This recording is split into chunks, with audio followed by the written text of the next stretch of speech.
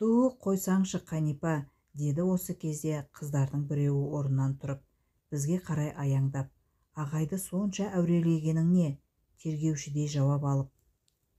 Ортадан сәл ғана төмендеу бойы бар, самай тұсы ширатыла бұйраланып тұратын қою қара шашын ұзын қос бұрым етіп өріп, оны ақ маңдайынан жоғарылта басына бірнеше рет орап, екі ұшын тас қылып төбесіне түйіп тастаған, ақ беті таза қолмен аршыған, жұмыртқадай кіршіксіз, жасы 18-ге келген талдырмаш қыз мені қоршап тұрған өзге қыздардың арасын қақ жарып өтіп қасыма жақындай берді. Қыздың ғажап сынатын көргенде мен ұялуды ұмытып, оған бақырайып қалдым. Орасан үлкен де емес, онша кіші де емес дөңгелек қара көздер, тергеуші қыздың көзіндей ойнақыланбай, көлгірсіп күлімдемей, өзге бір пәк, таза тұнықпен жаудырай қарайды. Жылы шуақты осы кезде қос тұнықпен көздің арасынан төмен қарай ақ қағазға ақ бояумен тарқатқан тік сызықтай болып қыр мұрыны көрінеді. Осы әсем мұрын астындағы таңертеңгі гүлдей бүрісіңкі оймақтай ауыздың мені кім сүйеді дегендей ынтыға үлбірей қалған боялмаған қызыл еріндері қыз жүрісінің ырғағымен әлі де өзі дір еткендей ме, әлде тыныш тұрған мені дір еткізгендей ме, бір белгісіз жайды аңғартты.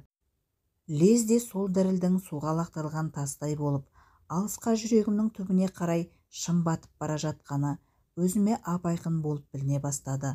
Жаныма тақап қалған қыздың аппақ бұғағы мен жұп-жұмыр мойнын көзім шалғанда, тамағымның ішінен бір жұмсақ бір нәрсе қытықтай жөнелгендей және бір сезім пайда болды.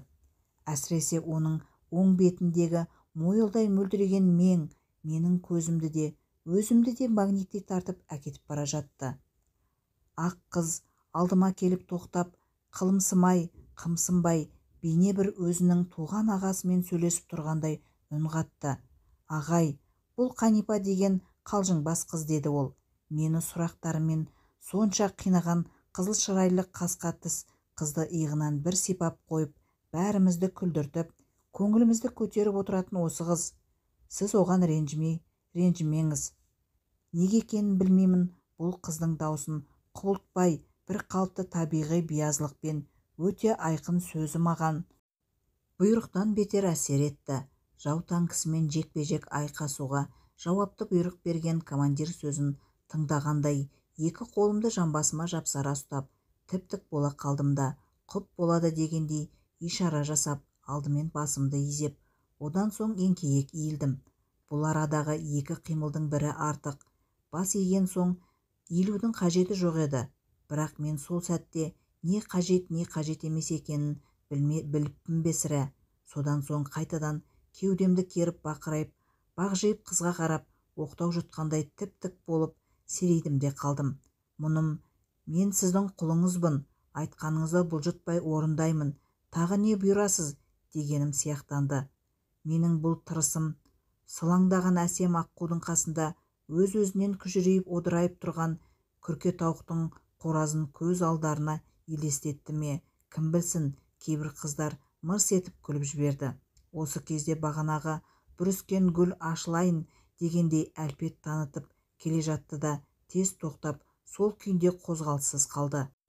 Өзге қыздар күлгенменен ақ қыз әсем ерін қытықтай бастаған күлкіні кері қайтарып жіберді. Мұнысымен ол барша ұстамды қыздың бетінен еш нәрсені білдіртпейтін, жақсы, иә, жек көргенін ешқашан аңғартпайтын ең үлкен өнерін танытқан еді. Бірақ ағасының, өзімді айтамын, ол кезде оны аңғарарлық жайы мүлде жоқ болатын.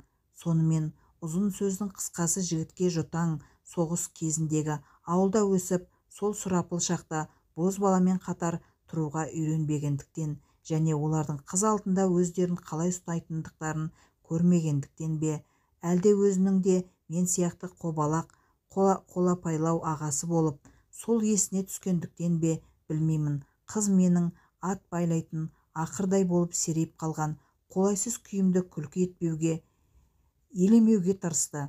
Оның орнына бағанадан бері қыздар көзіне күлкінің нысанасы болып тұрған мені бұл жағдайдан тез шығарып әкетуге әрекеттенген сияқтанды. Жаныма одан сайын жанаса кеп тұрды да: «Кәне ағай, жаңағы лекцияны жаза алдыңыз ба?» деп алдымда беті жабулы жатқан дәптерге қолын созды. Бұл неміс бір қағазынан жасалған қалың кнағаның жартысы болатын. Германиядан қайтара дүниеқоңыз кейбіреулер дүкеннен дүкен қоймай аралап, нәрсе алып үйлеріне сәлемдеме посылкалар жөнелтіп жатты. Ал мен халқымыздың бүлінгеннен бүлдіргі алма деген қағидасын берік ұстадым да еш нәрсеге қол созбадым. Маған отанымның жауын жеңгендігім мен өзімнің аман қалғандығымнан қымбат олжа жоқ еді. Осы оймен Германиядан кеткелі жатқанымда көп айлар қол астымда болған. Кейін зеңбірек көздеушесіне жоғарылатылған жауынгер жолдасым, коми жігіті осы қалың кнағаны қаладағы кітапханаға барып қақ бөлдіріп әкеп, менің зат қапшығыма салды. «Сержант, мұны жау жерінен алған олжам демебеңіз, менің сізге тартқан сыйлығым деп алыңыз. Еліңізге барып оқуға түссеңіз, бұл қағаз сізге керек болады», деп өтінім жасап қоймады. Ал менің оқуға түсетініме еш күмәнім жоқ еді. Мен бір қызық айтайын сіздерге. Өзім соғыста ешқашанда өлемін деп ойлаған емеспін. Соғыстан кейін алдымда қайтсем де журналист болуым керек деген мақсат қойып едім. Ол да орындалды. Тегі адам не нәрсеге беріле істесе, оның сол ойы орындалып шығатын болар деп ойлаймын. Жоқ, бұл менің біздің әңгімемізге қатысы жоқ. Жай еске түсіп кеткен соң айтып жатқанымда. Сонымен қыз менің алдымдағы дәптерімді өзіне қарай сырғытып, бірінші бетін ашып қарады. Одан жол ортасынан бадырайып жазылған сын есім деген екі сөзден ештеңе таппады да, бас жағын жазып үлгере алмай, аяқ жағын келесі бетке жазған шығар деп ойлаған болуы керек. Ол қағаздан да аппақ сүйрік саусақтарымен дәптердің екінші бетін аударды. «Бәле ағай, ештеңе жазбапсыз ғой», деді ол келесі беттің де таза тұрғанын көріп. «Дес берісі, қыз маған ештеңе жаза алмапсыз ғой, демей жазбапсың ғой», деді. Тегі сол сөзінің өзі менің көңіліме кеп қалады деп ойлаған болуы керек. Дереу оны және жұмсартуға тырысты. «Ой ағай, мұндай бола береді. Шу дегенде осы отырған бәріміз де лекция жаза алмағанбыз». Адам бірте-бірте төселеді. Алдымен әр оқытушының үніне құлақты үйрету керек. Осы кезде дәлізде соғылған қоңырау үні естілді. Мені қоршап тұрған өзге қыздар өз орындарына қарай ойысты. Тек ақ қыз әлденені ойлағандай ернін жымыра түсіп бөгеліп қалды да: «Ағай, алға жүріп менің қасыма отырыңызшы. Мен сіздің конспект жазуыңызға көмектесейін», деді. Мен не істерімді, бұл ұсынысқа не дерімді білмей сәл бөгеліп қалдым. Мұным қыздың бұл сөзді шын ықыласымен айтып, өзіме қила қарағаны.